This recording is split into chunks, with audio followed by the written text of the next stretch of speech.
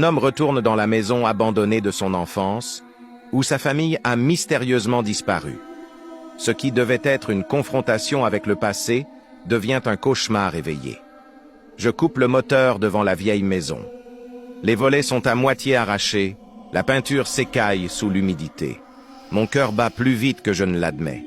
Pourquoi ai-je accepté de revenir ici, seul? L'odeur de moisissure et de renfermé me frappe dès que je pousse la porte. Tout est figé dans le temps. Les vieux meubles, les photos jaunies, comme si personne n'avait osé toucher à ces reliques depuis ce jour fatidique. Alors que j'explore le salon, un ricanement faible résonne derrière moi. Je me fige.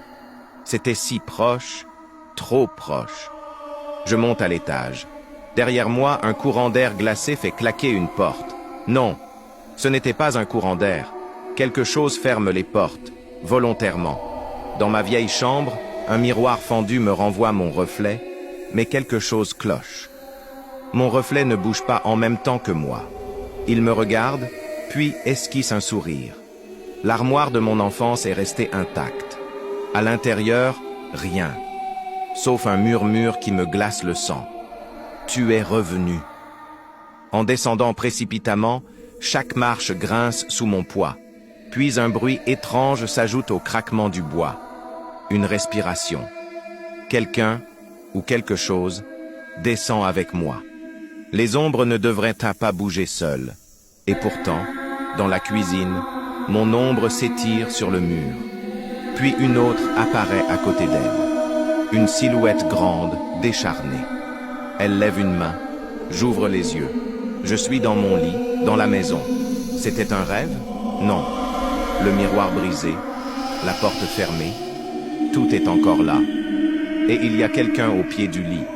Dans le couloir, un cadre est tombé. La photo de famille. Sauf que mon visage a disparu. Comme si je n'avais jamais existé. La porte du grenier est entr'ouverte. Nous ne l'ouvrions jamais.